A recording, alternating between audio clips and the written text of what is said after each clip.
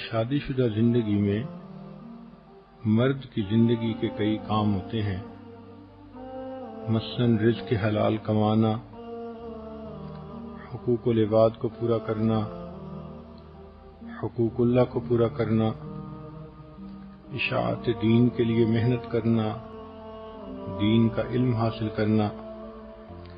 اسی طرح گھر میں عورت کی بھی ضروریات ہوتی ہیں، ذمہ داریاں ہوتی ہیں، مثلاً بچوں کی پرورش کرنا، ان کی تربیت کے لیے فکر مند رہنا، گھر کے کام کاج سمیٹنا، اللہ کی عبادت کرنا۔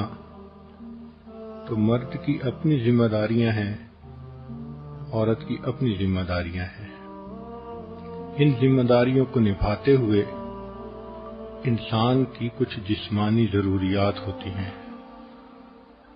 اللہ رب العزت نے ان ضرورتوں کا ایک سائیکل بنا دیا ہے۔ چنانچہ آپ دیکھیں گی کہ ہر انسان کو 8 گھنٹے کے بعد بھوک محسوس ہوتی ہے۔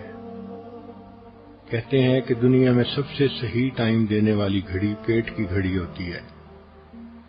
تو ایک انسان کھانا کھائے 6 گھنٹے 8 گھنٹے کے بعد پھر اس کو دوبارہ بھوک محسوس ہوتی ہے، اور یہ ری فیولنگ اس کو کرنی پڑتی ہے۔ تو بھوک پیاس کا ایک سائیکل ہے جو تقریباً 8 گھنٹے کا ہے۔ اسی طرح نیند کا ایک سائیکل ہے، یہ 24 گھنٹے کے بعد ہوتا ہے۔ آج آپ رات کو عشاء پڑھ کے 10 بجے سوئیں تو اگلے دن پھر عشاء کے بعد 10 بجے آپ کو نیند محسوس ہوگی۔ اللہ رب العزت نے نیند کا ایک سائیکل متعین فرما دیا۔ اسی طرح شادی شدہ زندگی میں انسان کی جسمانی ضرورت کا بھی جنسی ضرورت کا بھی ایک سائیکل ہوتا ہے۔ نو بیاہتا جوڑے آپس میں زیادہ جلدی ملتے ہیں، بڑھاپا آ جاتا ہے تو زیادہ وقفہ ہو جاتا ہے، لیکن شریعت کے تعلیمات کو دیکھیں تو یوں محسوس ہوتا ہے کہ 1 ہفتے کا وقفہ ایک مناسب وقفہ خیال کیا گیا ہے جس پر زندگی کا لمبا عرصہ انسان عمل کر سکتا ہے۔ اس لیے حدیث مبارکہ میں ہے، جمعہ کا دن چونکہ شریعت کے مطابق ویکینڈ کا دن ہوتا ہے، چھٹی کا دن ہوتا ہے، تو فرمایا نبی علیہ السلام نے، من غسل واغتسل یوم الجمعہ، جو خاوند جمعہ کے دن خود بھی نہائے اور بیوی کو بھی نہلائے۔ تو اشارہ ہے کہ میاں بیوی آپس میں ملیں۔ ایک دوسری جگہ پر ہے کہ جو نہائے اور بیوی کی خوشبو لگائے۔ تو اس سے بھی اشارہ ملتا ہے کہ اس دن کا نہانا شریعت کی نظر میں صرف میل کچیل دور کرنا ہی نہیں بلکہ دل کے خیالات کو بھی پاکیزہ کرنا مقصود ہے۔ اس کے بعد پھر وہ بندہ جلدی اگر جمعہ کی نماز کے لیے چلے تو حدیث پاک میں اس کے فضائل آئے ہیں۔ پہلی فضیلت کہ ہر قدم پر 1 سال کے روزے اور 1 سال کی نمازوں کا ثواب ملتا ہے۔ دوسری فضیلت کہ ایسا کرنے پر اللہ تعالی خاوند کو 2 ثواب دیتے ہیں، ایک اپنے غسل کا ثواب، ایک بیوی کے غسل کا ثواب۔ اور غسل کا ثواب دوسری حدیث میں ہے کہ انسان جب جنابت کا غسل کرتا ہے تو جتنے پانی کے قطرے جسم سے گرتے ہیں ہر ایک کے بدلے اللہ گناہوں کو معاف فرما دیتے ہیں۔ اور تیسرا انعام اللہ اس دن یہ دیتے ہیں کہ ایک جمعہ سے لے کے دوسرے جمعہ تک کے جتنے گناہ ہوتے ہیں اللہ تعالیٰ معاف فرما دیتے ہیں۔ یہ کتنا خوبصورت دین ہے کہ جس نے انسان کے کھانے پینے سونے اور جنسی ضروریات تک کا خیال رکھا، اور میاں بیوی کو ترغیب دی کہ دیکھو عبادت کی نیت سے ملو گے، ضرورت بھی پوری ہوگی اور تمہیں اللہ کے ہاں اجر ملے گا۔ اس کو کہتے ہیں ہم خرما و ہم ثواب، کھجور بھی کھاؤ اور ثواب بھی پاؤ۔ تو یہ انسان کی جو جنسی ضرورت ہے اس کا بھی ایک سائیکل ہے۔ جب ایک دفعہ یہ پوری ہو جاتی ہے تو پھر درمیان میں کچھ وقت ہوتا ہے جس میں خاوند اپنے کاموں میں مصروف ہو جاتا ہے، بیوی اپنے کاموں میں مصروف ہو جاتی ہے۔ جیسے سمندر کے کنارے رہنے والے لوگ جانتے ہیں کہ ایک منتھلی سائیکل ہوتا ہے ہائی ٹائیڈ اور لو ٹائیڈ کا۔